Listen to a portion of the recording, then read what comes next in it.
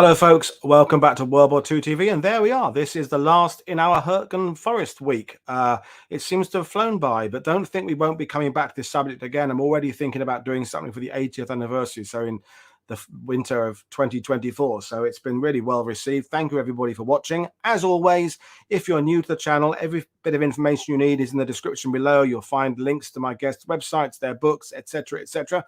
But today we are talking about the 9th Infantry Division based on a future book by my guest. It's going to be called Keeping Hearts and Courage High. And today we're talking about the 9th Division in the Hürtgen Forest. Yuri Beckers is a Dutch enthusiast and researcher who has run the incredible 9th Infantry website for over a decade. I've known him on Facebook for at least 13 or 14 years, possibly longer, but we've never actually met in person. This is the first time today we're actually communicating kind of verbally. It's always been messenger, but I can't wait to bring you this presentation because I've seen the slides. They're fantastic. So without further ado, I'll bring Yuri in. So good evening, sir. How are you today? Hello. Good evening. All is good. Thank you. I've been enjoying all the shows this week. They've been amazing. Really good guests. They have been good, haven't they? And the 9th Division, you just said it before going online there, that the kind of the forgotten division. So the 28th has been written about a little bit more than the others. There's been covered in movies and things here and there. The 4th gets a little bit of reference to the 1st Division because they're so famous. But the 9th Division seems to be kind of the overlooked one. But before we get into their role in the Hürtgen Forest, just remind people how your interest in World War II began and why you honed in on the 9th Division. Yes, okay. It's quite a story. I'm Dutch. I grew up in Maastricht in the south of the Netherlands. My parents had a house where I grew up as well, about 10 minutes from the Margraten US cemetery. So as a young kid, we would often visit the cemetery there. So a lot of those memories I have early on. And then my dad as well. He was part of organizing some commemoration services for the liberators of our hometown, which was the 30th Infantry Division, the Old Hickory. So at an early age on, from 7, 8 years old, also veterans visited us at home, and I got to talk to them and learn more about them. So was quite impressed at an early age on already that about the veterans and the whole World War II history.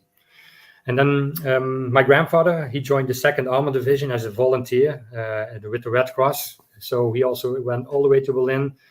So going through his pictures and hearing some of his stories also added to that as well. So it started out with a normal little boy getting into the Normandy, seeing the longest day, being amazed by that whole history, getting into the Battle of the Bulge. And that slowly became more and more. I was really interested in reading more. We visited Normandy, and the first time that something really clicked was standing on the Coalfield Cemetery as a young boy, just asking my dad, "But all these white crosses, what does this mean?" And when he explained to me that these were men that were running on the beaches or kind of dropping down by parachutes that gave their lives for my freedom, I still really remember that as an 8-year-old maybe, that they were buried there. Like it meant a lot to me. So that really planted some sort of seed in me, like, wow, this is really special. Hopefully I can do something for these men in the future. So at an early age on, I had this knowledge about that as well. Yeah. And, you know, I mentioned it in the beginning there, your 9th Division website it started as a sort of a small project. The amount of information there, photos and veterans' memoirs is incredible. And you're now in touch with so many families and descendants of veterans. It's become an incredible resource. And so it's the age-old thing, you know, you said there you don't want to call yourself a historian, but, you know, for my money, you've been putting out history about the 9th Division for over a decade. You are a historian, but, you know, researcher, enthusiast, whatever you want to call it. But you've come armed with a PowerPoint. We'll bring it up on screen. Folks, I don't think you'll have many questions because I've seen the slides. They're so comprehensive, so detailed. I don't know that there'll be anything you'll need to ask. But if you do have questions or comments, of course, we'll do them as we go along. But basically, I'm going to hand over to my guest now to tell us about the Hürtgen Forest from the point of view of the 9th Division. Yeah, thank you. So, and even for this presentation today, I had to leave so many things out. There was so much to talk about.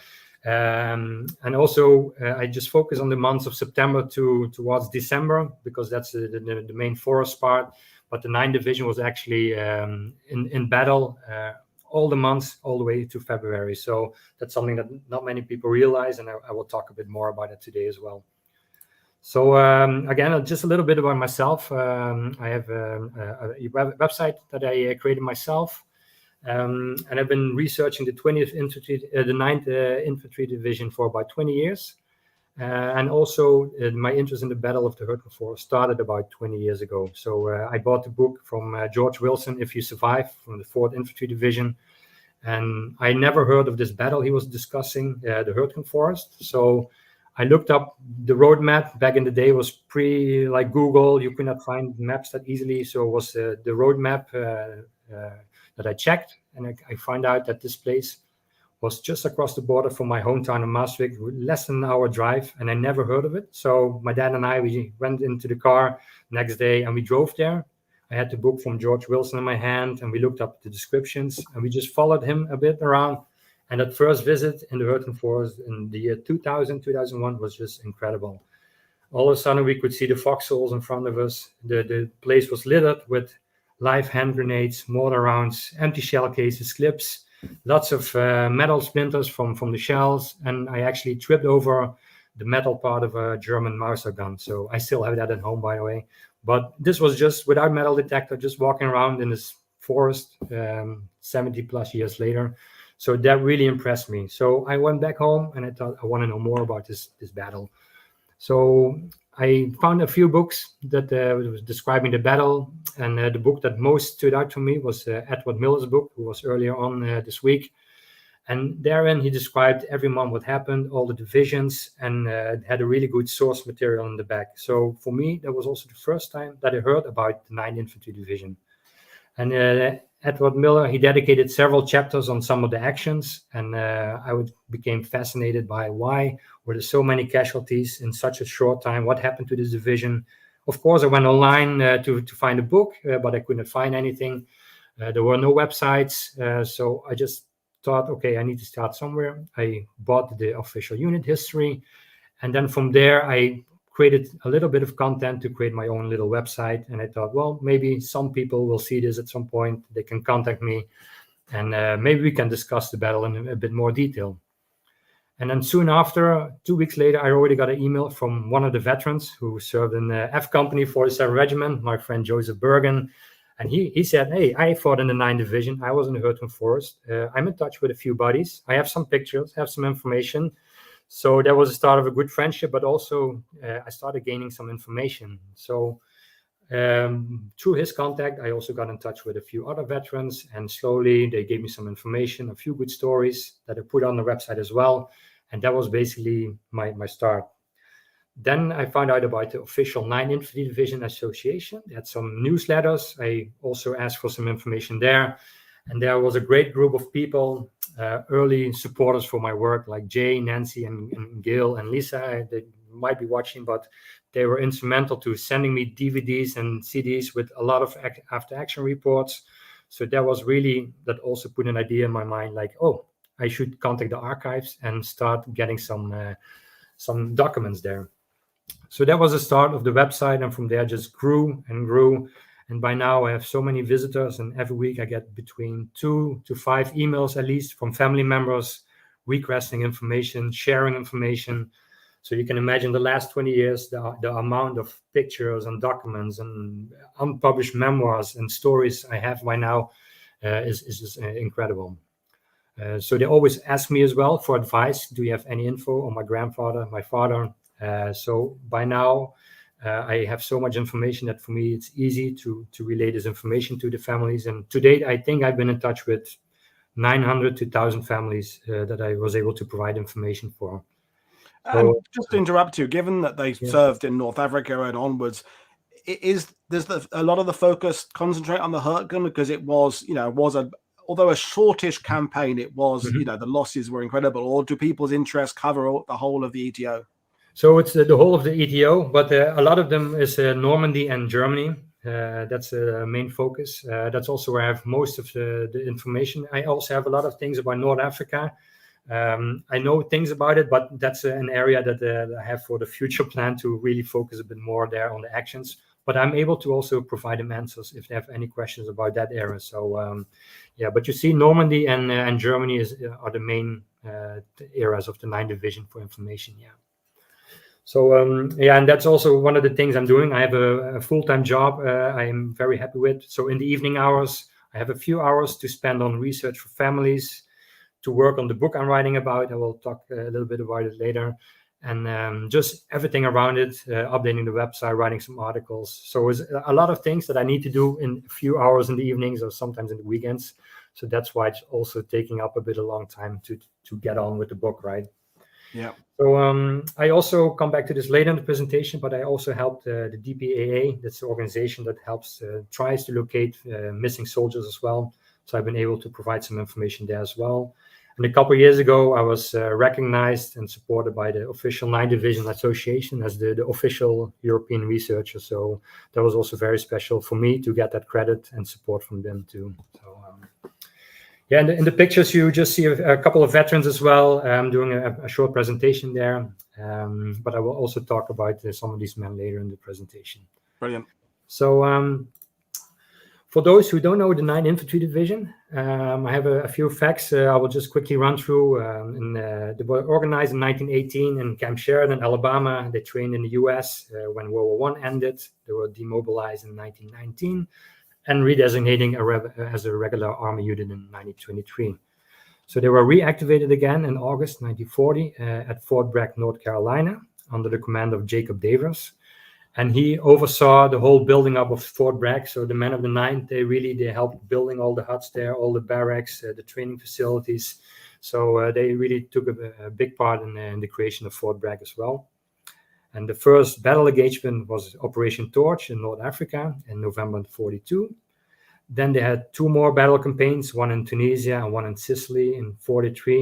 And then in 1944, they went back to England, prepare for the Normandy campaign. They were not used in D-Day because by now they were a veteran division, and command thought they could use the expertise to help cutting off the Cotentin Peninsula and the Cherbourg Peninsula, of course. So the 9th Division came in 4 days after D-Day, June 10th, 1944, helped with the battles in Normandy, went through northern France, and then also fought in Belgium. So this is about September 44, where we end here. And from here, I will take it up about the Hürtgen Forest, of course. And a command overview of the 1st Army, that's where the 9th Division was part of. Command of 1st Army in the time frame for the Hürtgen Force was General Corny Hodges. 1st U.S. Army had 3 corps, and one of them was 7th Army Corps, which was commanded by General Lawton Collins. And the 7th Corps featured 1st Infantry Division, 3rd Armored Division, and the 9th Division. So also the time of the Hürtgen Forest battle, the 9th Division was commanded by Major General Lewis A. Craig. If you're really interested in the composition of the 9th Division, you can also have a look at my website. But today I will focus on mainly the infantry regiments, the 39th, the 47th, and the 60th, because they were the main ones fighting in the Hürtgen Forest and have most of the stories about for now. So we've seen this map a couple times this week. I just want to focus and highlight a little bit, something that maybe was not discussed that well. Maybe people did not really realize that. But here in the middle, you have between Düren and Aachen and Monchau, you have the green forest area, the Hürtgen Forest. But around it were 2 bands of the Siegfried Line, the West Wall. So as you can see here, marked with the red dots are the 2 lines, the 2 bands of the West Wall. So you can see on top of Aachen, north of Aachen, there's quite a dense density of this West Wall area. Then you go towards the middle, that's the green mass of the Hürtgen Forest. And then on the edges of the Hürtgen Forest, you can see the red dots popping up again.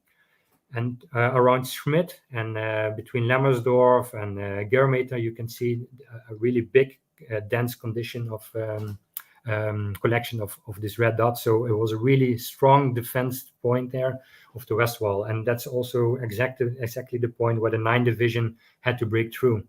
So towards Monchau on the bottom, we see the Scharnhorst line, which was a thinly defended area of the West Wall.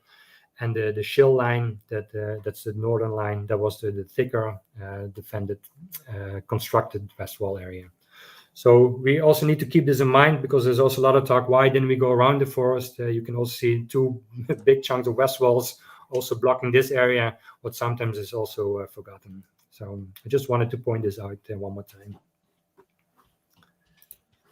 So before I take you into the Hürtgen Forest with the 9th, I just want to do 1 step back to give the people an idea, it was mentioned earlier this week as well. Many people think the divisions that came ashore in Normandy, that fought in Normandy, they were full strength, was also the same division going into the Hürtgen Forest. But of course, there were a lot of wounded people, many losses there, which meant the division was just not up to strength. I have a small example here. If we look at the month of August, the month before they're going into the Hürtgen Forest, they had a casualty rating of 3,629. So this is not killed in action, but these are wounded in action, battle-inflicted wounds, non-battle-inflicted wounds, the diseases, mental sickness, and physical exhaustion. So before moving into Belgium, they had quite some losses already in August. And on the bottom, I just gave a few numbers. So if you have a look there at the numbers of battalions and regiment men, like 3,000 or nearly 4,000 men is quite a high loss, right? So another event happened when they were in Belgium between 4th and 7th of September. All 3 regiments of the 9th Division, they were involved in crossing the Meuse River. And all of them took quite heavy losses. And just to make a point, to get an idea, I took one of the battalions, in this case, 2nd Battalion, 60th Infantry Regiment. And here you can see the amount of losses they had. So if you think a full strength company is around 190 men, they went in to the Meuse area to do the crossings with approximately 120 men per company. And if you then have a look at G Company, for example, 100 men were prisoner of war. So 5 officers killed. So you have maybe about 20 men left in G Company after the Meuse River crossing. The same for the other one. F Company, you have enlisted men killed, officers wounded, 95 men taken prisoners.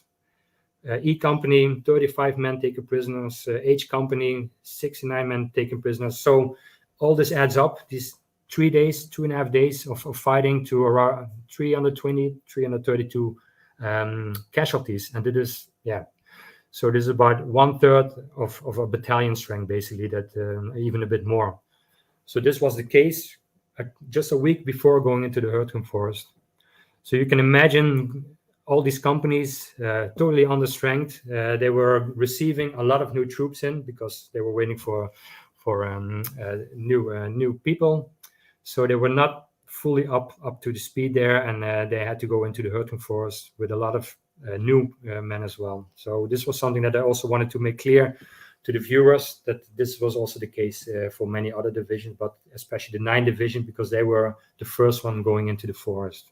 And just you've made the point yourself, but it reminds us that people who think that after Normandy and before the Ardennes offensive there was nothing happening except swift progression across Europe, it's just nothing could be further from the truth. Some of the divisions are engaged. They're not engaged in battles that perhaps the world knows about, but they're heavily engaged. They're suffering terrible casualties. And as Edwin said on the second show, when we read in some of the general books about a regiment moving in, our mind might assume that that's a full strength regiment, but you're getting across the fact that they're not anywhere near full strength.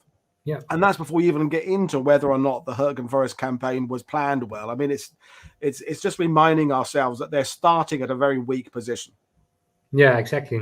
And here I took an overview of October 1944 casualties, which was a terrible month for the 9th Division. So here you can see these are again non-killed in action, so only the wounded goes to around 4,662. We also know that in the couple, maybe 3.5 weeks of fighting in October, there were 4,500 people killed from the 9th Division. So in the month of October, here you're close to 10,000 casualties, just 2 weeks in September and 10 days in October. So just think about the amount of casualties in that short time period of time. So I also made a bit of an overview for September, October, November, December. Also non-killed in action. So you can see it goes up to around 11,000 casualties. That's not counting all the killed in action there. So for one division, for just 3 regiments, not counting all the field artillery battalions and all the surrounding units there, it's a high price to pay for this 50 square miles piece of ground, of course. So yeah, I just wanted to put this in the mind of the people before we're going into the forest as well. So, yeah. Just a short overview. I will be talking about September, October, November. I can talk about events all the way to February, because the 9th Infantry Division is one of the divisions that is often overlooked. A lot of the books, they mention the 9th Infantry Division came into the Hürtgen Forest, did not meet the objectives. They were decimated in October, pulled off the line, and then all the other divisions come in. But actually what happened is 2 of the 3 regiments, they were indeed heavily decimated. They were taking off the lines for rest and training and getting fit again. But one of the other regiments, the 47, they were on the front line all the time during this period. So between September and November, they were up in Schevenhütte, still fighting and holding the ground. The other 2 regiments came back in November as well. 47th as well, fighting in November. They were fighting in December. They actually were part of the Battle of the Bulge. Not many people acknowledge this as well, but they were also there near Kalter-Herberg and Hofen-Alzen. They were right in between the 99 and the 2nd Division. There was a huge gap, but the 9th Division was defending this gap as well. So also something that not many people take into account and is always looked over and never really mentioned. I have many books about the Ardennes. I can never find the 9th mentioned in there. So it's just to let you know that all these regiments were in the area active at all times. And even in January, February, they fought in the heavy snowfall. They took villages all the way up to the dams, and they actually also helped to capture some of the dams there. So, but for this presentation, I will focus on the forest area, so September to November 1944. Brilliant. Just a simple map. I will point out some of the September operations. So I'll start with the Lammersdorf area, which is in the middle, number 1, and then go to Schevenhütte, which is way up north in the Hürtgen Forest as well, number 2, and then I go to the Monchau area for September actions as well. So after the 3rd Armor Division took Hürtgen, and they managed to fight their way through this spot outside on the outskirts of Hürtgen. They managed to take control of the Dragon's Teeth here, the anti-tank obstacles here. And on the 14th of September, the 39th Infantry Regiment and the 47th Regiment, they passed through here. So this is a well-known picture. To the right, you can see how it looks today. 2 years ago, I think they cleared everything from trees and bushes because they erected a small monument there for the 3rd Armor Division as well. And what is interesting is, by now, I know several of the soldiers that are on this tank. I'm in touch with the families. Over the years, I've been getting pictures. This is my dad on the tank. He verified this man, the man standing on the front there, looking directly in the camera. He's Ray White. He actually came on shore at Paul Woodadge with the Rangers. He changed to the 9th Division in July 44, and he's here on this tank as well. So it's very interesting to also know some of the stories here, pictured on this tank here. Most of the men are Easy Company, 39th Infantry Regiment.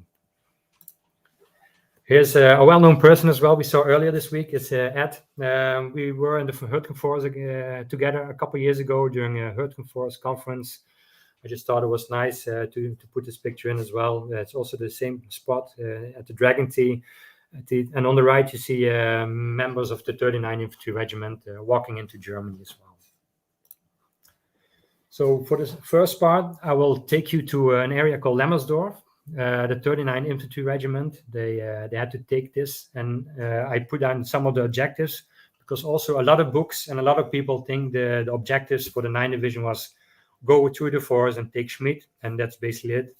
But they actually had some other objectives in the beginning. So they take control of the Lammersdorf area, cut through the forest area towards the town of Germeter and Hürtgen, which are slightly north of this area, cut the main Monchau-Düren road, which is today's B399 road, and then take the city of Düren. So that was the first objective. And if they would successfully do that, it would result in securing the right flank for the 3rd Armor Division, who was active in the Stolberg corridor, and of course cutting off and taking control of this main supply route, which was used by the Germans. So here's a World War II map from one of the veterans. They had to take this area as well, but as you can see, hopefully marked in red, a lot of defense positions, Dragon Teeth, bunkers, pillboxes. So you can see this is quite a heavily defended area. Where you can see the name Pausterbach, right underneath it is Hill 554, which was of course giving a good command of the surrounding areas. So also, as soon as the men arrived here, they also could see that, okay, we need to take this hill, because otherwise the Germans will keep firing at us, and we need to take command of this area. In your work with the veterans and the families, have you any idea of the state of the morale of the division? I mean, I know it's a division can't have a morale, but given the losses they'd faced in August and September, given the fact the weather is starting to turn a bit sour, I can only assume they're going into this at a pretty low standard. Yeah, actually, beginning of September, or like now we're in the middle of September, they're going into Germany. By then, the morale was still pretty good. Okay. Many told them like we went into Germany and we were ready to do our thing, and but everything really changed very quickly in October, because those battles, I will also talk about it, that changed everything for most of the veterans in the 9th Division. But something to also that I wanted to point out, and it's good you mention it now, we have to also take in account in Normandy and in France, in Belgium, these Americans, they were the heroes, they were the liberators. So every village they came, there were people cheering them on, throwing flowers, throwing kisses, like cheering, giving drinks, very happy to have them there. But now, of course, they were entering a country, Germany. They were no longer heroes, no longer liberators. So by now, a big psychological thing that changed, that some of the veterans talked about as well. They enter really empty villages, a few white flags there. You have to imagine walking a street, completely empty, some white flags. Here and there, some villagers might be peeping out at the window. And your only thought is what one of the veterans said, all these people are here to kill me. So going into Germany with that idea, it's also a big mental thing that many people also don't realize when they study these battles and going into Germany, of course. So it's important to think as well. Yeah. So I can do a 3-hour presentation on the battles in Lammersdorf, but I had to cut really short, so I will only focus on a very small part here for the 3rd Battalion, 39 Infantry Regiment. The 3rd Battalion was commanded by Lieutenant Robert H. Stumpf. And one of the events that they had to do, they took Lammersdorf and they had to go north to try to flank the hill there. So K Company was included in 3rd Battalion. They were advancing with L Company on the left side of the road. They went through the main street in Lammersdorf, and then they went to the outskirts near Pausterbach, and they turned left. And they went towards the Dragon Teeth here. So, but it was getting dark, and they didn't want to try to get these obstacles. So they waited until the next day, and this was the next day was the 15th of September. So they arrived here on the 14th of September, and all they had to do is go through this Dragon Teeth, go through this gap, and try to get into the flank of the hill and take the hill. So it sounds really easy, but they moved on, and they found out that there were pillboxes and bunkers left and right of these positions. And actually a map was captured as well from a German prisoner. And it turned out that in this area, there was at least 60 entrenchments and pillboxes and a heavily defended area. So this was not going to be an easy task. And this was just like one of the first days into Germany. So here, the 3rd Battalion, they tried to go through the Dragon Teeth, try to get all the defenses left and right, but they just were stuck here. So you have to imagine they advanced a couple of yards the first day and a couple of yards the next day. And it's really hard to grasp, because today you can walk here in 2-3 minutes and you're at the end of the picture there. But things were getting really heated here. And on the 18th of September, they had the idea, okay, we're going to bring in some tanks. The road was cleared of mines during the night, but apparently during the night as well, the Germans remined the gap. So the next morning, the attack started.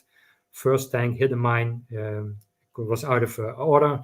So completely blocking the road for the other tanks. And then it took another tank destroyer to try to tow it out. That one also accidentally hit some other mines they didn't see.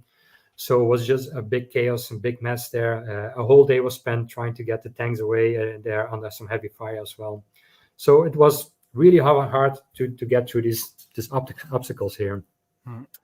So in the end, they managed to take out some of the pillboxes left and right, and slowly they were advancing. And if you look at the date, on around the 21st of September, they were through this gap here. They managed to go to take some of the bunkers and pillboxes. So they spent about a week in this area trying to get through the gap, trying to take some of the pillboxes here, which is, of course, a long time. on the right, you see a picture of the hill 554 from the view from down on the street there. The other one was taken on a different year when it's covered with snow. You can see the Germans looking down on the Dragon Teeth and the roads there, so that perfect field of cover there as well. So the 9th Division was also one of the first divisions who had to figure out how to take the bunkers in this area. In Normandy, there were the bunkers as well. Also, a lot of ships were firing on them. They were taken quite fast as well, while taking the beaches there. Of course, took some days, some weeks as well. But here in the Hürtgen Forest, the bunkers were large. They were crossing fields of fire. So it was really difficult to get the bunkers. And many people, they think, okay, in the movies, we also see it. Americans come up to the bunker, they throw in a hand grenade, they have the bunker, and they move on. But here they managed to cut on top of the bunker, and all the Germans were still inside, so they were still posing a threat. So here they had to start, how do we get these Germans out of the bunker? How do we take control of the bunker? So they use some of the tank dozers rolling over mud and ground, trying to seal off the bunkers, try to suffocate them, but that did not work. And then the engineers, they started a couple of tests, and I took a few examples out of the journals from the 9th Division of the tests that they did. So first they tried the 75 pounds of TNT to blow up the first door. That didn't work. They used 5 phosphorus grenades, dropped down the vents. That didn't work. They poured 5 gallons of gasoline down the ventilator, set it on fire. There was no result. No one was coming out. They were still in there. They captured 2 German telemines. They set it up on top of the pillbox. It only blew the ventilator off. Then they tried 10 telemines, the German mines, and each mine containing 13 pounds of TNT. They were piled up in the pillbox in the hole in the ground, which was blown by the first mines. No results. So they kept on adding TNT and more pounds.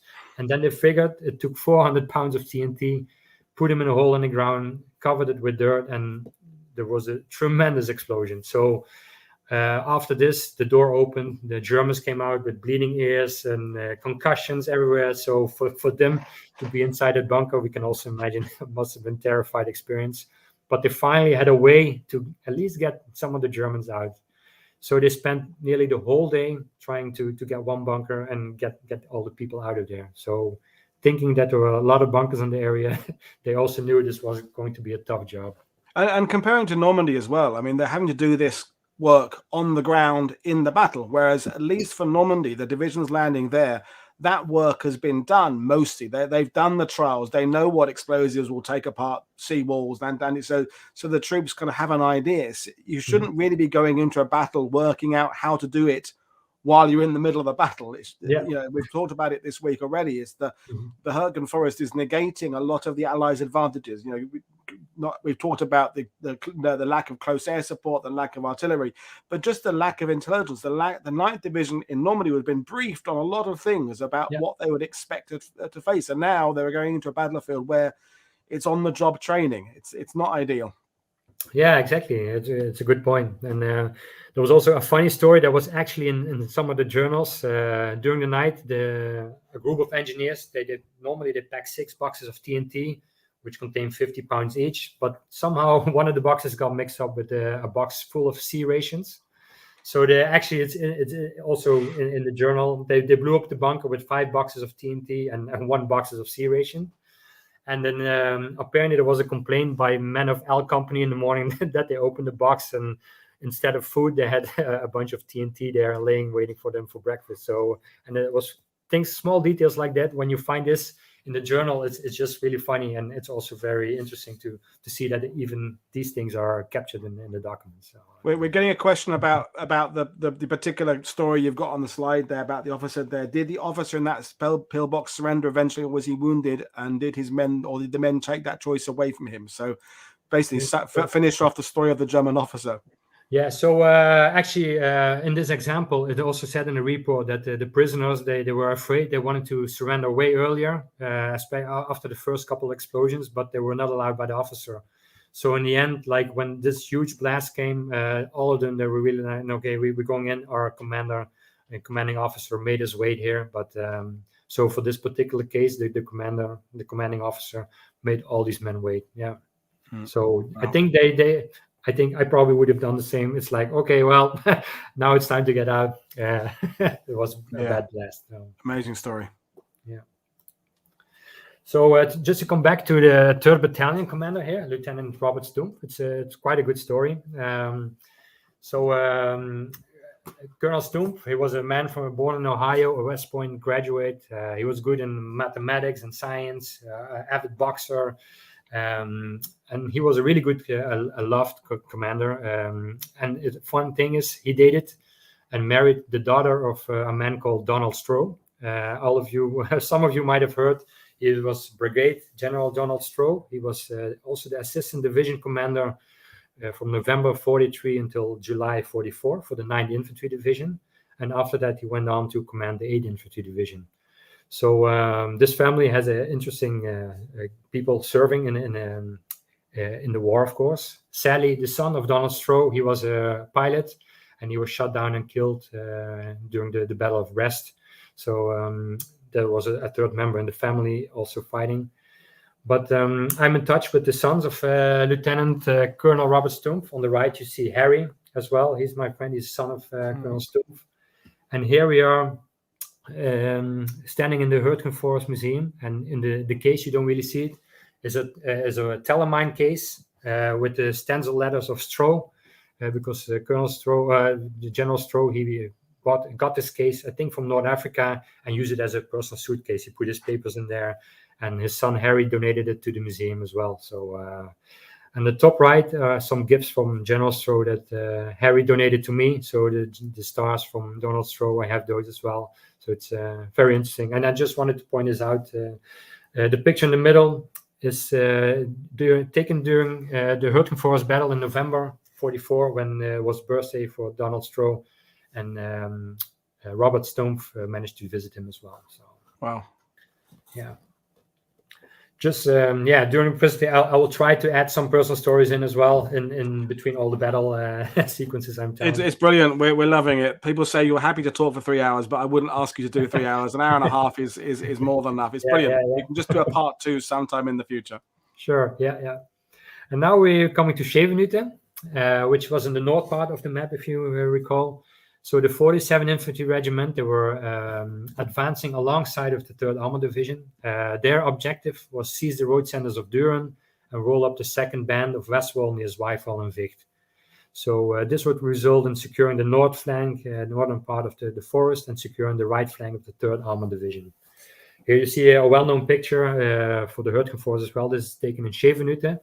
These are tanks of the 746th Tank Battalion. They also came in quite early when the Americans took the village. So it's interesting to see this picture. I always have been fascinated by this village as well, because Schevenhütte before the war was one of these towns, well visited, surrounding towns. People who lived there, they visited the area. There were some good cafes. He had a swimming pool. Was typically one of these nice resorts where people would spend their weekends or holidays in. So, and I've been visiting this town over 20 years as well. By now, I know some of the people who are living there. I also heard a lot of stories from civilians who were there during the war. So, in a way, this village has also a special place in my heart, because every time I go to the Hürtgen Forest, I need to have a walk there, which is just very special. And it also has a really cool story on how this village was taken. So here we see First Lieutenant Chester Jordan, K Company, 47th Regiment. He wrote a really great book, or manuscript after the war, Bull Sessions, where he describes how we entered this village as well. And for a long time, this was the only available source material to see how this village was taken and any actions. But through my research, I've been able to find other men as well who were with him, who also wrote down notes. And it was really great to verify all of his stories as well. And actually, a lot of stories have come up ever since. So I think I talked to about 25 veterans who were actually in Schevenhütte in different areas, who all had stories, different stories. Someone saw something happening far away in the street. And then I have a story from another veteran who was actually at that event that was happening, describing it. So I have a lot of verifications of people who don't know this about each other. So it's really fascinating as well. So on the right, you see an aerial of Schevenhütte. It's a bit blurry, sorry, but it's a Y-shaped village. In the middle, you see the church. It's where the road splits up there. And it's surrounded by forest area. And on the east side, you have hilly countryside as well. And Lieutenant Chester Jordan, he shot ahead quite far from everyone else in the 9th Division. So he just took a few men and kept going. And then he was near the village of Schevenhütte, and he got the order, okay, take the village if possible. So marked in red is the route that he took. He just kind of followed the gravel walking path along the edges of the forest there. So they came around the bend in the first corner there, and they saw a German officer walking, looking at a map with an assistant. So they rushed down the hill, pointing the gun at him. So when he looked up, all these men, they were aiming the gun. So he was taken prisoner. I was also in touch with with the son of another veteran. He said, my dad was also here, and he actually took home the coat of the German officer that was captured at this moment. So I'm still waiting to get a picture of that one, but it's just amazing. That's something that I read in Edward Miller's book for the first time, and it was repeated in another book and read in the diaries, really came to life through some of the other people who were there as well. So then they took him prisoner, the Germans. They continued their way on. The last man crossing the road could see a German coming on a motorbike, shot the German from the bike and continued on as well. And they went all up to the northern part of the city. So you can see where the arrow is pointing. That's where the men with Chester Jordan thought, okay, from here we run into the village and just bump into the house and see what we can do, right? So they were running down the hill there. There's a small creek. There was a small bridge. They crossed it, and one of the first doors they saw was a bit pink, so it stood out from the rest. They opened the door, and they entered the cafe part of a hotel. And the house you see in the picture, the White House now, that was at the building that they first took in Schevenhütte. There was a man behind the bar with a very nice mustache, apparently very well dressed, just pouring some beers. So, of course, the men each drank a bit of beer, but soon they also heard firing outside. So they rushed outside towards the church.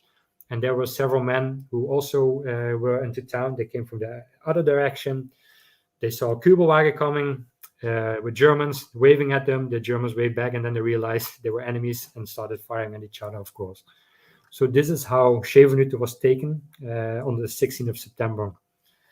So when many people also say the 9th Division, they went into the forest, they were butchered in October, they were taken away and out of the battle.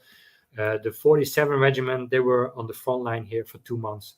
So they stood their ground, they held out this village, and there were some really, really heavy attacks counterattacks from the Germans. So on the main one was in the effort, the 22nd of September. The Germans came from the east, doing a heavy attack, and then there was a diversion attack, and then they came in from the north. And nearly every day there were shelling and firing rounds at the village, anything to take back this village, because at this point this was the furthest position for the Americans in the area in Germany. So I also have some stories from the civilians there. There's also a booklet written about some of these testimonials, but there's one story that really impressed me as well, also to give an idea of people who were living here. There was one man named Hubert, 24-year-old, standing next to his mother who was cooking dinner. They lived in a house in the middle of the street, in the main street. His sister Gertrude was setting the table, and then the Germans started shelling the village again. So at that moment, Gertrude, the sister who was setting the table, was killed. So the mom tried to help her, but it was too late. So the mom held her daughter in her hands, crying. Hubert went downstairs to check up on his father. He opened the front door.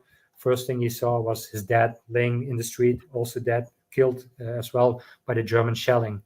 So at that moment, Hubert, 24-year-old, also thought, oh no, mom just lost her daughter, and she doesn't even know yet that her husband is also killed.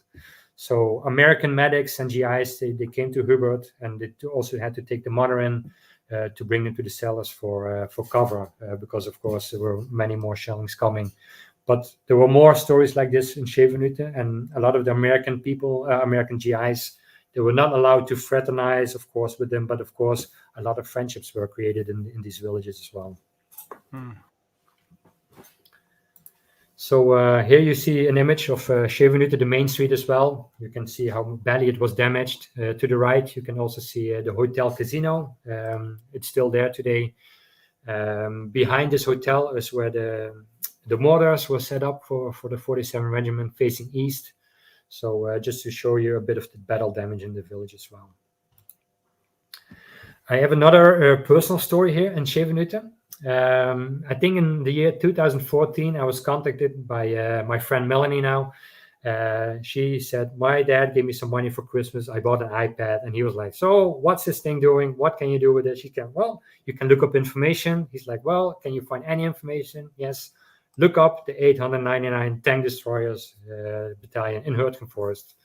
So somehow she came to my website, because the 899 Tank Destroyer Battalion was supporting the 47 Infantry Regiment, and they were also located in Schevenhütte. And apparently Lloyd Stegeman, a sergeant in C Company in 899 Tank Destroyer Battalion, commander of the tank, he was also located in Schevenhütte for 2 months. He was on the eastern edge, and apparently his whole life he always talked about Schevenhütte. It made such an impression on him. Always talked about a certain house, some of the people, some of the events.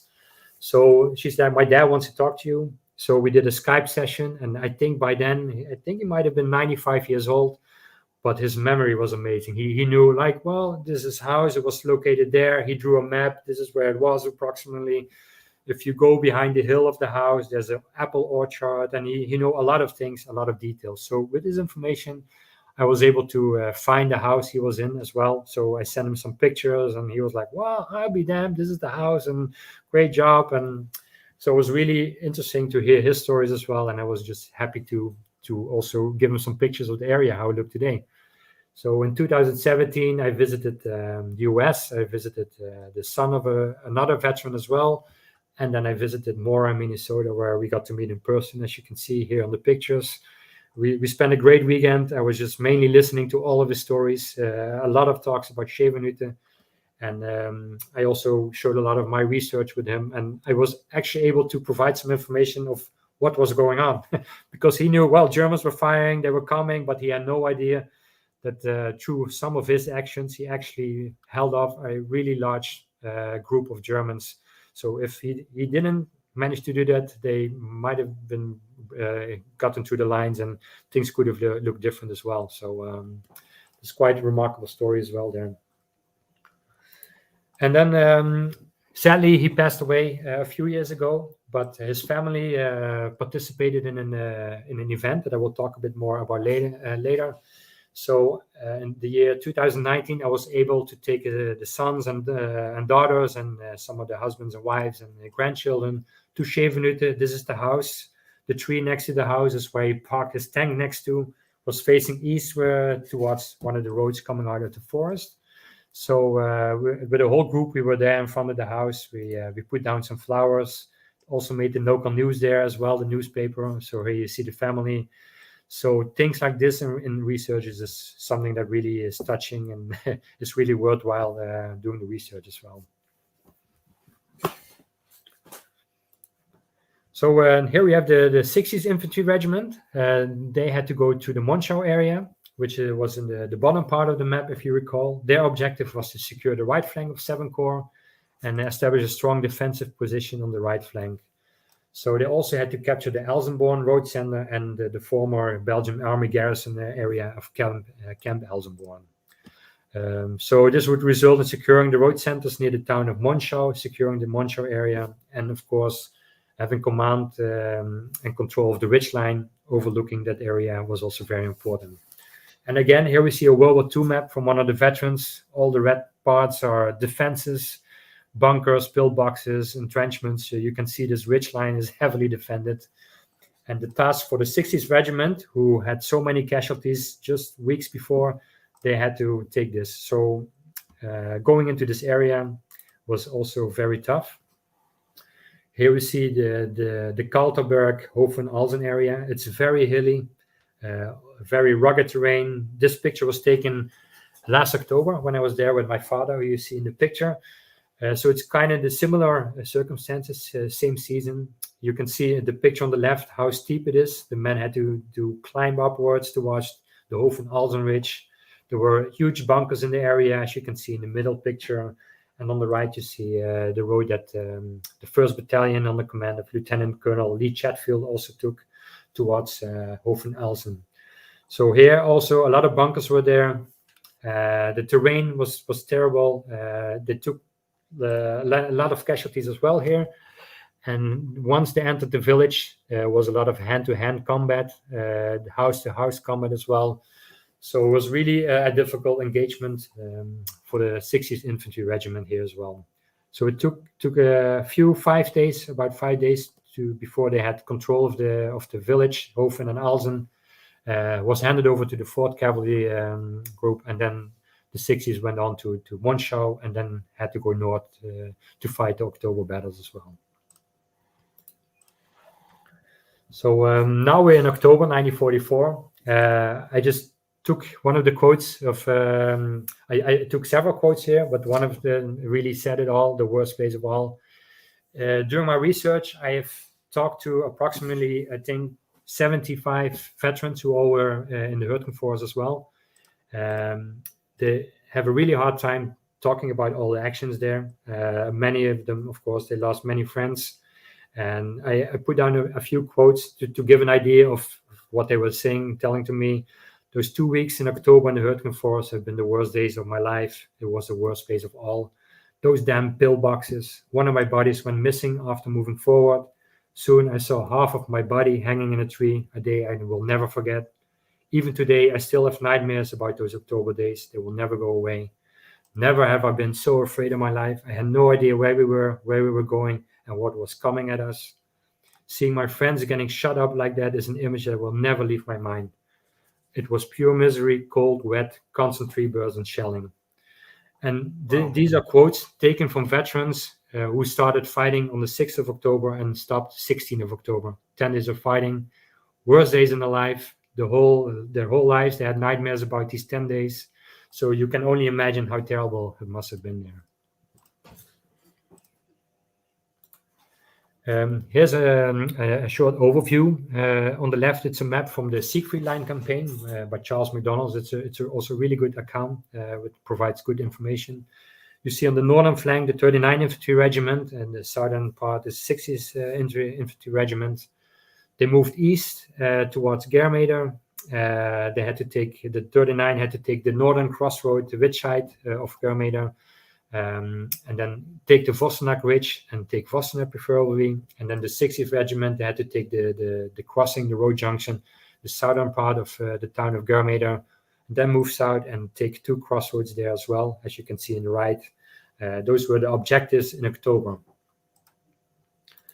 So I surely have them here mentioned as well, but by doing so, it would result for the 39 to secure the main Monchau-Düren road again, the secure ridge side, set up defensive positions, and secure Vossenack Ridge and the town. The 60th Regiment had to secure the road junctions in the area, controlling the main Monchau-Düren highway, and secure that part of area, provide a strong base for push onto Schmidt and beyond. So this is also the first time that Schmidt comes in play. So they had the difficult task to take control of this area. And as you remember, the Westwall part in this area was huge. A lot of bunkers, pillboxes, entrenchments. Basically, the terrain was also very rugged, natural defense there. So it's really hard to get through this area.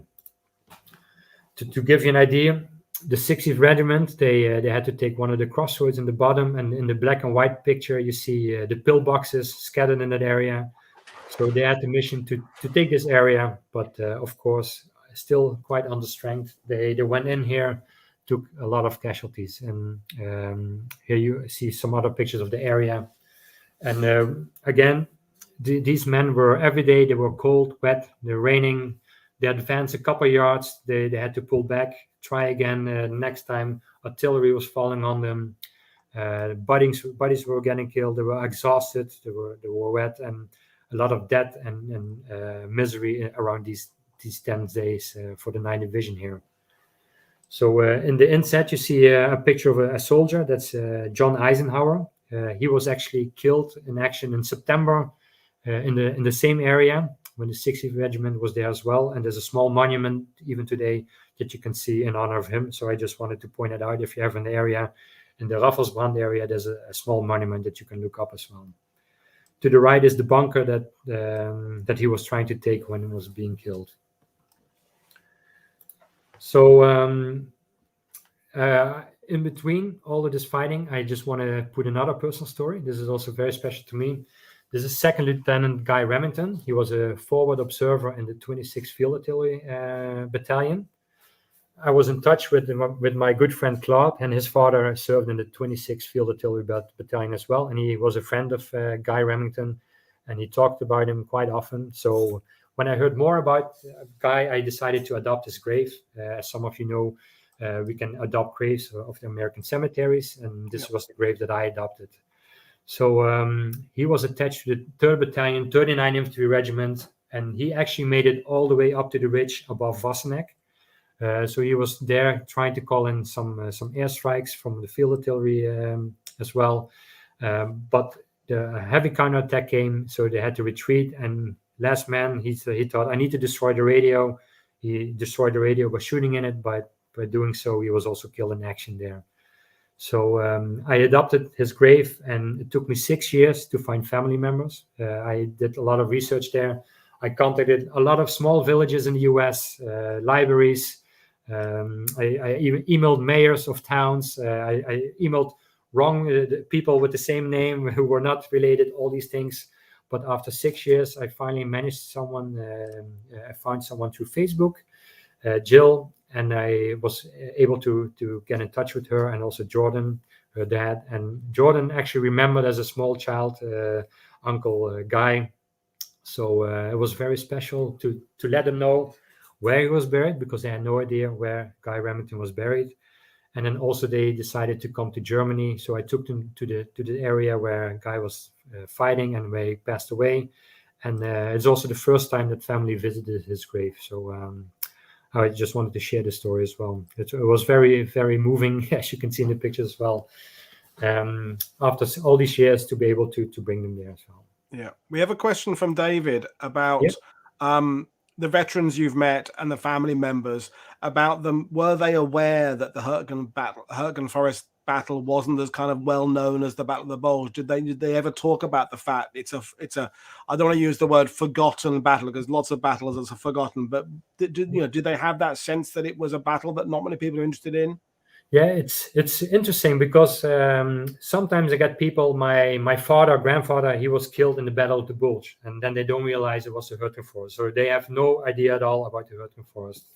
But other times people mention my dad, my grandfather was in the Hürtgen Forest. So they also know that they cannot find a lot of information about this battle. So it's always sad to hear there's not much available for them. So they also know it's a forgotten battle. They're always sad as well that they didn't get a lot of the attention like the Battle of the Bulge. But it's also a lot of people just don't know that of the existence. They say he was in the forest and probably part of the Battle of the Bulge, because that's what they know. As was said earlier as well, you have the bookends of Normandy and then the Battle of the Bulge, and there's a gray area in between that is simply being forgotten in the Hürtgen Forest. So, yeah. Thanks. And I have another very interesting story that I came up, and I'm using this story to show people as well that if you go back to the source material, like really go to the after action reports, the journals, the S2, S3, all the radio journals, combat interviews, there's a lot of information there that is very valuable. So I know in this day and age, we have all the social media, a lot of information is put out there.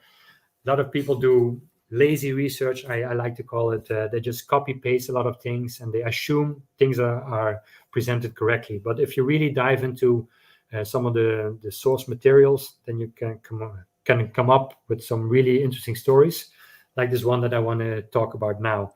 So I found out about a Piper Cub plane, the one you see pictured here, that was shot down in this very area, the Raffelsbrand Germeter area. and probably also by friendly fire. So on the left is a picture of Frank Lovell. He was in the Field Artillery Battalion. It's not the picture of the plane that was shot down, but just to give an idea of the plane as well. And it all started when I was researching some of the 60th Infantry Regiment actions, and I found this small entry, 13 hour 25. So it's a funny message, using radio call signs to hide, of course, the real units, but it translates to 60th Infantry Regiment, to the 9th Infantry Division headquarters. One of the 60th Field Artillery Battalion planes was hit, probably by friendly fire. So somehow that stood out for me, and I thought, wow, what happened here? So I went through the pages, and a day later I found another entry there. So intelligence and reconnaissance to the 60th Infantry Regiment. We found a Cup plane at the coordinates given. Could not find a pilot, but there were 2 other casualties nearby.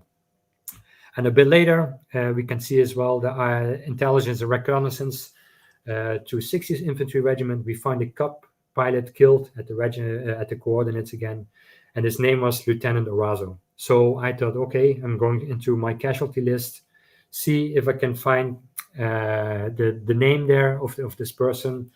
And in the end, I found someone, but I also found out that the last name was misspelled. So it was Lieutenant Romy D'Orazio was actually his name. Yeah, you can't really make it out on the cross, but he was killed in action on the 12th of October. So that matched up with the report as well. And he was mentioned as being division artillery as well. So on the left, you see the map where the Cup plane is encircled. That's where the plane came down. So I went to bed that evening. I thought, wow, this was an interesting story. And I find the pilot as well. Next time I'm going to the cemetery, I'm going to put some flowers there and honor this pilot. But then the next day, I also tried to find out a bit more information. And a couple of years ago, I'm really good friends with the daughter of Frank Lovell, who was 60th Field Artillery Battalion veteran, who kept a diary throughout the whole campaign from the beginning of the war till the end. And I helped her transcribing one of the diary books that she published. And I thought maybe there's some small chance that he might have mentioned something about this. So I went to the date around the 12th of October. And sure enough, I found a diary entry there on the 14th of October saying, before dinner, I went to Hürtgen to the Division Artillery Air Observation Post. I talked to Pilot Lieutenant Tom Hall, and he said Captain Severson was shot down in one of the Piper Cups. He's missing in action, but the lieutenant observer, the forward observer, with him was killed. So then I thought, okay, there was a captain flying the plane. So the lieutenant that I found was probably the observer. So I did some more research to Captain Severson, and I found this newspaper article that you see here. So it was Robert Severson killed in Germany. Found some information there. And also in this newspaper, it also mentioned his wife, Miss Helen.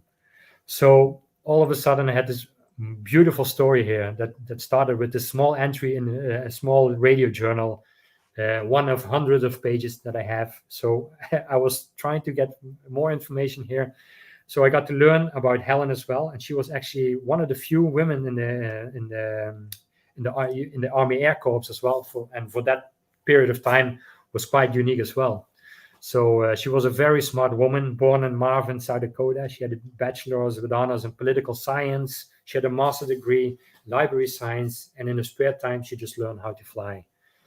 So, but I found out she was killed during a training. They were doing an exercise where she was wearing a hood to fly in the instruments, not in the area.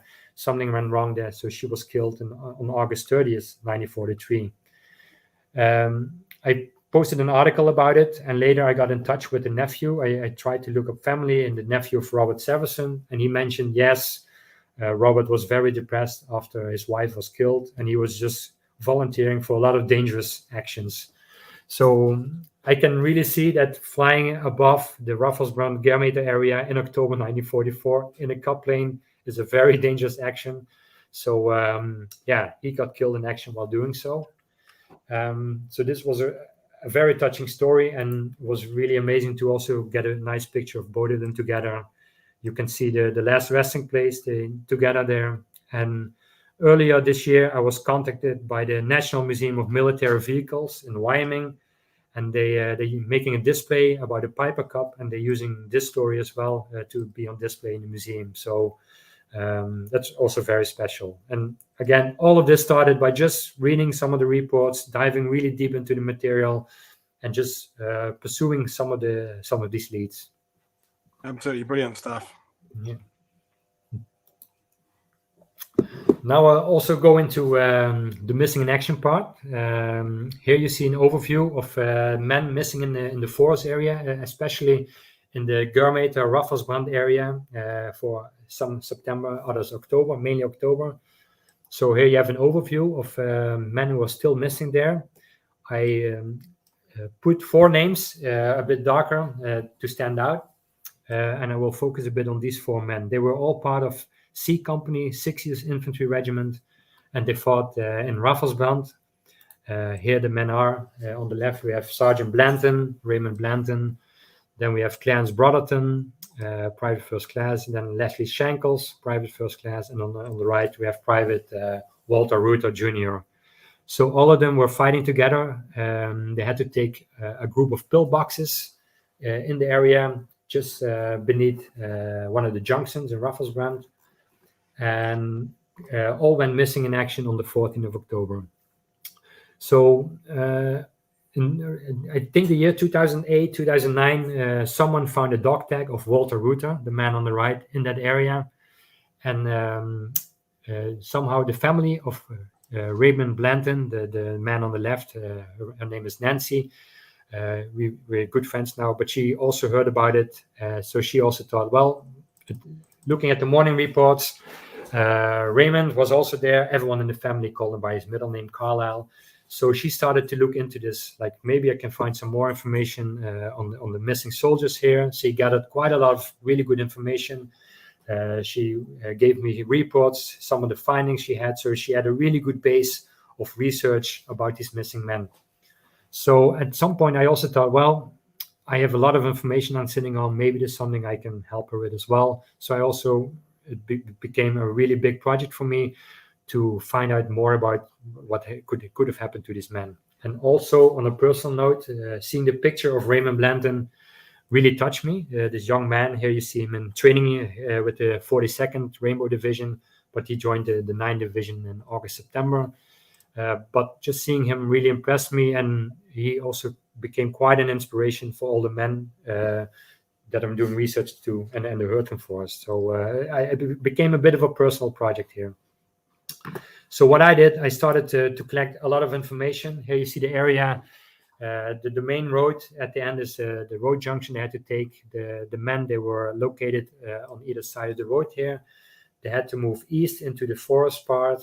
The picture on the right, you see the grass part. That's the remains of one of the bunkers that were taken. Again, here you see all the pillboxes in the areas. And after the dog tag was found of Reuter, they put a few stones on the ground. So you see a little pile here of stones. And whenever people visited, they added some stones there. So it became a small monument. In September 2010, I placed some pictures there, laminated. And when I came back a year later, someone put a frame around it. Another year later, someone put a cross there of the metal parts that was holding barbed wire from the area. So this really grew into a proper monument. And many people don't know this, because on the one side of the road, you have the Robert Cajo monument, which all the tours go to visit. But if you go to the other side of the road, there's this monument to mainly forgotten these 9th Division men. So that we kind of created in order to remember them. So I started looking into Sergeant Raymond Blanton's life a bit as well. And here just some images of him as a young boy. It's just an amazing story. I became really fascinated by his life. If you're really interested in it, I have his whole story on the website as well. But just learning a lot about him really, gave me a strong connection to him. So I got really impressed when the family shared the last letter that he wrote. So he wrote this on the 5th of October, one day before the 9th Division, the 60th Regiment, moved out on the attack here in Raffelsbrand area. And he ended the letter with a very touching text. He said, "Well, Mom, that's about all for the time, but I will write again soon, and you do the same. P.S. Mom, don't worry about me. I'm okay. Love to all, Carlisle. So I still get choked up when I read it, but just about a little bit a week before he was killed and missing in action. So this can also be the story of many of the men. As you could see, the wonderful story by Chris yesterday, where we know all these men had a life before as well. So it's very touching.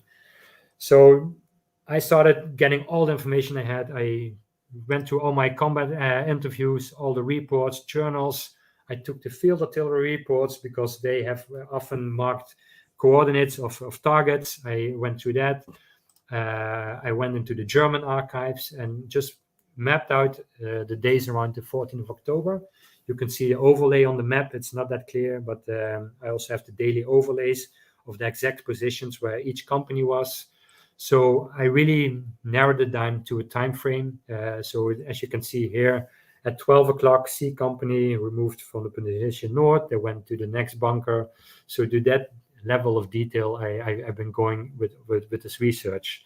On the bottom, you see a German intelligence report as well. So the Germans inside these bunkers also had reports. And while doing research, it was remarkable when you see the time frames also matching up. In the American report, it says, we are attacking this bunker, IG number 3. 3 of our men were hit. And then you see the German report, 6 Americans are coming at us. We killed 3 of them. So it was just amazing to see how much that was matching up as well.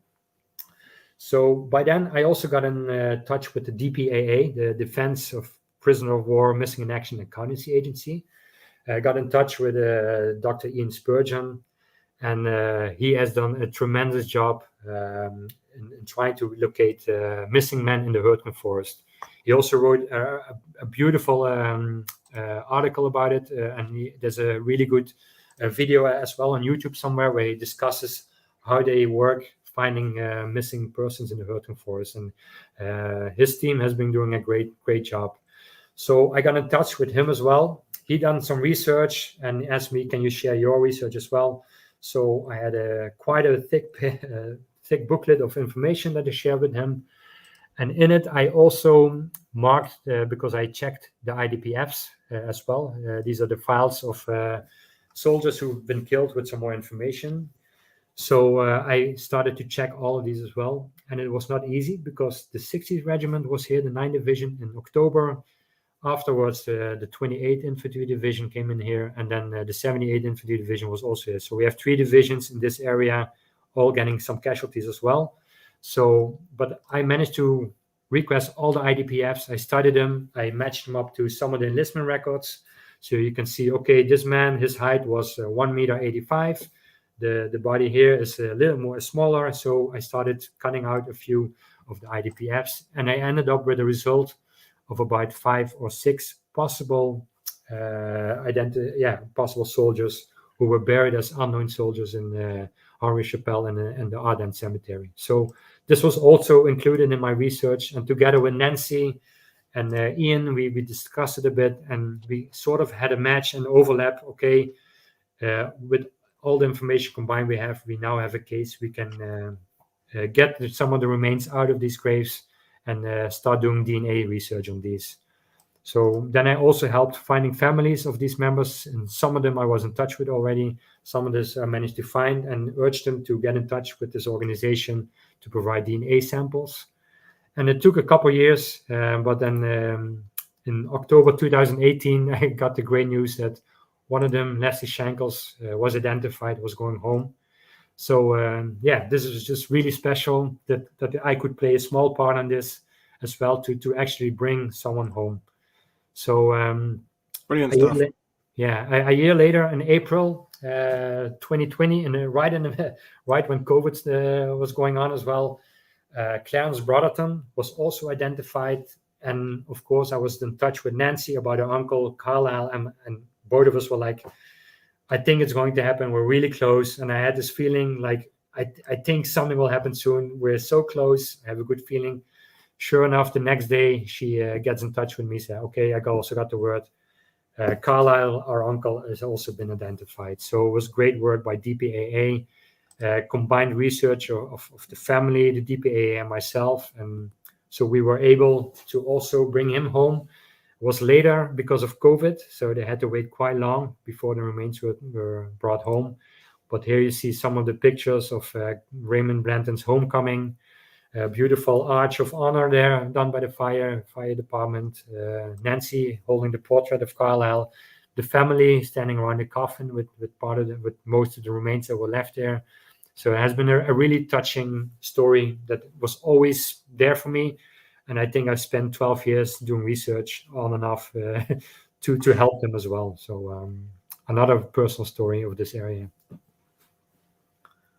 Brilliant stuff. We're thoroughly enjoying it, and I know I'm not interrupting very much because, frankly, you're covering everything, and it's brilliant. People are absolutely enthralled. So keep going. I'm taking a look at the time, so I will. No, it's fine. We just love it. Just keep going. It's great. Yeah, and this is a beautiful picture that another one of my friends, Marcel, took. Just the monument, how it is today. So you see, it grew out quite a lot. Sadly, a lot of deforestation has been going on. There was also beetle bark is a disease going on in the Hürtgen Forest. So many parts of this area, they just chop trees, and it really looks very sad at the moment because so many parts of the area have been deforested at the moment. So before this small monument was right in the middle of the forest. Now it's on the edge of some trees. Also on my website, Marcel took beautiful footage with a drone. You can see the area as well. So maybe it's worth checking that out as well. Then on the right, it was very special. Last October, I was able to visit the Margaret Cemetery, where Raymond Blanton's name is on the wall of missing. Claire Brotherton is there as well, and Leslie Shankles. So they all got the Rosetta, and it was the first time that I could see it. So it was very special. I took my daughters there, so I'm holding her there as well. So that was a beautiful end for me of this whole research too.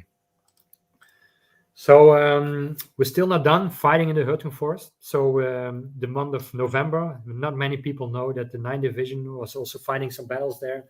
So the 47th Regiment were in Schevenhütte for 2 months, and then Operation Queen started on the 16th of November.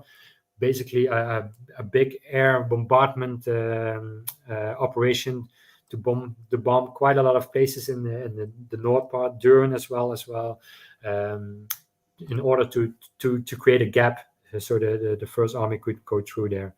So the 9th Division was also part, but they are also often overlooked because they were attached to the 1st Division. So the 47th Regiment was attached to the 1st Division for these operations. I marked it in green a bit. So you see the 47th Regiment down there underneath Gressenich. They took Gressenich first. They moved up the 1st Battalion to Hamich. They had to take a couple of hills, as mentioned.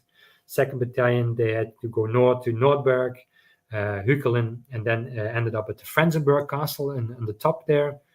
And then you have Schevenhütte, which is the small village there.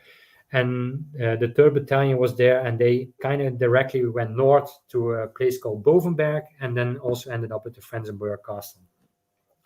So please keep in mind, in the north part, you have the Frenzerburg, and a bit below there in the middle is Bovenburg. So I will talk a bit more about these battles here. So the Bovenburg farm here, in the Google map picture, you can see from the top, it's a farm building, surrounding walls. It's very well fortified position when occupied by armed Germans, you can imagine. So you see the part of the woods there, and in the bottom, it's the Bovenburg woods. And the 3rd Battalion, they just had to take Hürtgen, which is a village beyond this area. You see part of the railroad in the top there, so it was beyond the railroad, and they were advancing towards there. They advanced through the Bovenburg farm, and then all of a sudden they found this building here. So it's the farm was built in the 1400s, 2.5-story tall. As you can see, it's open area around it. So as soon as they came out in the forest already, they were attacked by Germans. But on the 21st, as soon as they came out to attack the farm, a really heavy battle ensued here as well. So in the forest, to get to the forest line, they had about 70 casualties already. So there was a heavy fight in the forest as well. Germans were also using a lot of artillery in this area. And so the next mission was to take this building and try to move on. So you also see they have a bit of water there, a marshy area. To the top right, you can see the different brickwork. So you can see actually where the farm has been repaired. But to give an idea, I have a little note here. I need to check it. In the railway, there were two gaps, passes. Each of the gaps had big 170 millimeter guns as well. So the Germans, they were using these guns to fire point blank at the men attacking this farm here. So K Company, they advanced first. They came to the open ground. They were very close to the building. Then the enemy, they started firing from the building. They started throwing mortar rounds on them, shelling, throwing hand grenades on them. So within the first couple of minutes was complete chaos, and they had to retreat. So they started out with 100 men, I think. And then at the end of the day, they had already 20 men left, something like that. So it was straight away a lot of casualties here for this farm. So L Company had 30 men left at the end of the day. So it was a really brutal battle. Men, they were trying everything to get into this. They were going with fixed bayonets. There was one group of men, 10 men. They went around. They tried to go around the building. 9 men were killed, so only one survivor. He managed to get back as well. Then they called in the field artillery, the 34th Field Artillery Battalion, and on the 22nd of November, they just did 26 hits on this building. And when finally the men moved out to take this farm, the Germans retreated, of course, but a lot of casualties were there. So just to show that 2 days of fighting, again, hundreds of casualties to take this one building on the northern fringe of the forest. And then another interesting story. In the north of the map, you could see Frenzerburg. So here was a beautiful castle, as you can see on the right. It was next to the Autobahn. It was kind of built as some sort of Autobahn motel. That was the idea behind it. So it was an old structured castle with a moat, as you can see in the picture below as well. And the Americans, they were advancing north along the railroad tracks. And if you see the Google Maps part, you see a little patch of woods there. So they were coming from the left of this picture. They saw this building in the background with some woods. So first they thought there was a structure within some woods. So they advanced to this little patch of green. And there were a lot of German machine gun nests there already. So they had to fight in this little patch of woods. And then they had to cross the open field towards this castle. Today, the castle has disappeared. I marked it in red. That's the area where the castle used to be. It was so heavily damaged, they never rebuilt it. But the U-shaped stables that you can see on the bottom, they were there in 1944 as well. They are still there. And in the top right picture, you see the castle. And on the left, you see the living quarters of the farmer, the families who were living there. That building, you can see a modern day picture there in the middle is still standing there today as well. So important is to remember as well this bridge that you see there and this oak door that you can see. It looks a bit like a surprise face. You have the two windows with the oak door there. And this is actually the location of actions where Private First Class Carl Sheridan was awarded the Medal of Honor for some of the actions he did there. So what happened there, on the 26th of November, all the men, they were in the U-shaped stables to the right there. At one point, he took a bazooka, an assistant bazooka gunner. He ran towards the bridge. His assistant got shot down, so he was by himself. He fired the bazooka rounds on the oak door. He fired another round. The door opened, broke loose from the hinges. He took a pistol and he says, in typical American style, "Come on, let's get them." He ran towards the castle and was killed. So for this, he was awarded the Medal of Honor. And I think we mentioned it before. There were several Medal of Honor winners in the Hürtgen campaign. He's one of them. There was another man, Pete D'Alessandro. He was also awarded the Medal of Honor in December near Carlton Herberg as well. So two of the Hürtgen campaign Medal of Honor awardees were in the 9th Division as well. So sadly, his great action did not help anything for the outcome of the battle. So he was killed, but the men just could not move into the castle. So it took another day to fight. Stables were put on fire as well, as you can see in the top right. Part of it has been burned down. And actually, I also managed to talk to quite some veterans who were at this battle. So I have different stories from different veterans who all witnessed different things here. And it's also the 746 Tank Battalion. They were also involved here. So the tanks were taken out one by one. And it's really a difficult battle. Nearly one of the Middle Ages where they have to charge a castle, right? So on the one of the days, there was also a truce. So you see Captain William Ewald. He was one of the Ritchie boys. On the 26th of November, he actually walked with a white flag towards the Germans inside the castle, and he got to talk to the commander inside. They shared some liquor, some schnapps. They were talking with each other, had quite some interesting conversations, but the Germans refused to surrender. So the next day, a lot of artillery was placed on the castle as well. And when the Americans finally attacked as well, the Germans retreated to one of the shafts, tunnels, and the Americans were able to take the castle here as well. But it was another 2.5 days of fighting in the northern part of the Hürtgen Forest.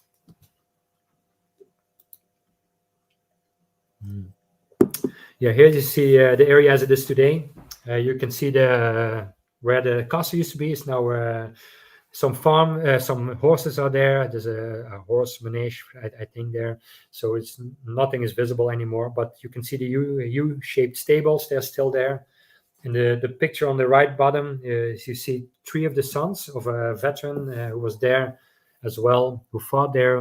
He was actually located in one of the stables that was standing in front of there. And on the top, I'm doing a presentation at the location as well for a big group of people, including some of the family members of veterans who fought there as well. So I'm putting in this picture to also balance it off again a bit, talking about research. I think now I have the floor, maybe some listeners as well. I mentioned it a couple of times, if you do research, go deep into the source material. Don't just trust anything that is on social media. And this is one example that I see over and over. These 2 pictures have been shared thousands and thousands of times on all social media. They're always used as Hürtgen Forest. But if you take a quick 2 or 3 minutes, look up the pictures, maybe go to the archives, you can find the descriptions. And the picture on the left is taken in Italy, the Gothic line in September 17, 1944. And the picture on the right is the 100th Infantry Division, who was never in the Hürtgen Forest, in the Vosges Mountains. They even use this picture on the official unit history of the 100th Infantry Division. So I just thought, now I'm here, I just mentioned this as well, because I'm always involved with anything related to the Hürtgen Forest, and I always see these pictures popping up. Even some well-known authors, they publish books using some of these pictures staining there from the Hürtgen Forest. So it's a problem. Sharing these false information. So just wanted to put this out there as well. Brilliant. I have to say, Frank, this week, I also saw the pictures there. Your presentation was fantastic. So it did not bother me at all. But of course, I just wanted to mention this. They can be used to show good presentation, to give the atmosphere. But if you publish a work, I hope people realize this is not part of the Hürtgen Forest. Brilliant. Now we're nearing the end a bit, so I want to talk a bit about remembering. I've been involved with a lot of families, also a lot of people in Germany who know a lot of have a lot of information. And on the top left, you see my dear friend Albert Trostorf. He's actually the mayor of Merode. It's one of the towns in the northern part of the Hürtgen Forest. He has been doing reunions for 40 years, so he was one of the persons who invited American soldiers, veterans over to the Hürtgen Forest, German veterans. He also collaborated with German and American veterans. He did a lot of these things over the years. And the last 8 years, he also invited me to be part of organizing a bit the Hürtgen Conference. So it's from Arbeitsgruppe Grenzland, I think it's called. And they organize these wonderful events as well. So every first weekend of October, I think it is, we organize a weekend where German and American families and veterans come together. We visit American cemeteries, we visit German cemeteries, we have presentations, we hear stories from each other about fathers, grandfathers, uncles. We visit former battlefields. We have guests there as well. Douglas Nash was there as well. He gave a fantastic presentation on screen and in the field. Ed Miller was there too. So there's a lot of people also who have an interest in the Hürtgen Forest who attend these things, these weekends. And I just want to recommend these weekends as well. So actually there's a lot of things going on for remembering this forest. So if people are interested maybe in the future to join one of these, I can highly recommend it. In the middle here you see the picture of my friend Jack with the yellow coat. He's a 6 years infantry regiment veteran, standing next to Rudolf Porsche. He's a German paratrooper veteran, and I think this picture says it all. They bond over beers during these Hürtgen conferences. They talk former enemies, they're talking, so we're always in awe of that.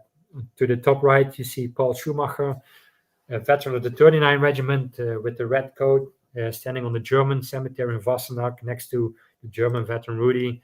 So a lot of emotions are going on during these events as well, and a lot of us became close friends, and some of us, they return every year, but it's always an impressive thing to be a witness of here. So, and of course, I wanted to highlight my personal remembering. The picture on the left, you see my sister and myself standing in Margraten at the grave of Thomas Meehan, not from the airborne, but Thomas Meehan was also a medic in the 30th Infantry Regiment. And when I was very young, my dad became friends with a veteran who had the nickname Big Mike. He was there when Thomas was killed. And in 1984, he wanted to be taken to the grave of his friend. So my dad took him there, and it was very emotional. And my dad promised him, okay, our family will take care of this grave. We will visit him from now on, and we will never forget him. So there you see me and my sister as young kids at the grave. And every time when I'm near, I always visit Thomas as well. It's one of those graves I always need to go to. I grew up with him. And it's just really special to also, the picture on the right was last October, to have my own daughter standing there as well, passing on the torch, making them aware as well what is going on, and that our freedom came at a high price. So for me, it's really important to educate and preserve history. And that's also what I'm trying to do with my book. I haven't talked much about it, but the book writing has been a long process. This, of course, was a trigger a long time ago. You also have to realize I have a full-time job that I love. I'm doing this in the evening hours. I have maybe 1 or 2 hours in the evening, sometimes in the weekends. But as you can see, I have 2 kids. So it's not easy to get a quiet moment to dive into research. I also provide information to people who ask information about veterans, about family members. So all of that takes a lot of time, but also people must realize that it takes time to verify facts. Yeah. So I also made it a point to really track down veterans. I can always publish my book, but veterans are getting thinner. The number of passing veterans is getting high these days. So for the last 10 years, I also made it a thing to really try to find veterans, try to get in touch with them, try to talk to the families, and try to preserve all the information they have, try to get some of the stories out. And that's what I'm trying to capture in this book about the Hürtgen Forest. So I'm also writing letters to these veterans. So you write a letter, old school, handwritten letter, you send it by mail. 6 weeks later, I get a reply, some interesting facts in there. I fact check it. I have more questions. I write back another letter because I can't call them because they really are having a hard time hearing me. So sometimes I have 3 or 4 lines in the book that took me 3 months to verify because it was mentioned by a veteran. I need to make sure that it was in the right order because often events for veterans, they have big events and something personal happened to them. They often connect those things together. And what I find amazing is the 75 or more veterans that I talk to, they have a really good memory and they're never that far from the truth. But of course, it's great that I start talking to them. In the beginning, they're always very wary. Who is this guy in Copenhagen talking about me? Why is he in touch with me? But as soon as you mention a few things, oh yeah, I heard about this. This was in Schevenhütte on the 22nd of September, right? Yeah, the tanks there, the Germans were coming down the hill, and then the eyes lit up. It's like, yes, exactly. Well, how do you know this? So then at one point I realized that I know a bit as well. And then they just start opening up, telling more and more stories. And I often hear as well that often you hear like the family members say, oh, wow, this is the first time we heard these stories as well. So it's a very rewarding thing to capture these moments in the book I'm writing. So I can't tell when the book is finished. I wish it was finished a couple of years ago, but I'm going to do my best to have the draft finished sometime next year. And as the wonderful friend Clément is doing, he created a lot of great audio and video content around it. I'm planning to do something similar, but not as advanced as he's doing. He's doing an amazing job. Yeah, he is. I also plan to put out the book and have a lot of content related to it on my website. So more in-depth that also students in the US, for example, other students can go to and find out more information in a nice and easy, comprehensible way. So that's also something that I'm working on. Brilliant. So this was the end of my presentation. I left out a few things. I passed over a few things, but if you want to know more, please do contact me. I'm always looking for information, and I'm always happy to share more information about the 9th Division. So yeah. Well, there's all the details there on screen there for you folks. Then we'll do a couple of questions, and then we'll bring Yuri back for some time in the future. So questions for you. So the first one was, what German units were fighting the 9th? That's in the Hürtgen Forest. Yeah, so I have all of that written down in my book for sure. So there were different units. The Schevenhütte area, they had let's see, the 12th Volksgrenadier division was there. The 89th, the German 89th division was there as well. The 12th regiment. We had the 357th, the German division was there as well. So yeah, I need to. Yeah, I have all this information readily available. Yeah, you can also please contact me. I have an overview of it with each of my chapter. So in the book, I also start the chapters with the objectives as it done now, and the opposing armies. So in great detail as well. For example, also in Germeter, there was a police battalion was used there. So a lot of troops were gathered together there as well to fight there. Brilliant. Another question, I can't find it now, is how many of the veterans that you speak to are still left? Because obviously the last few years have been devastating. So I assume you've lost quite a few, but that you're still in contact with some, yes?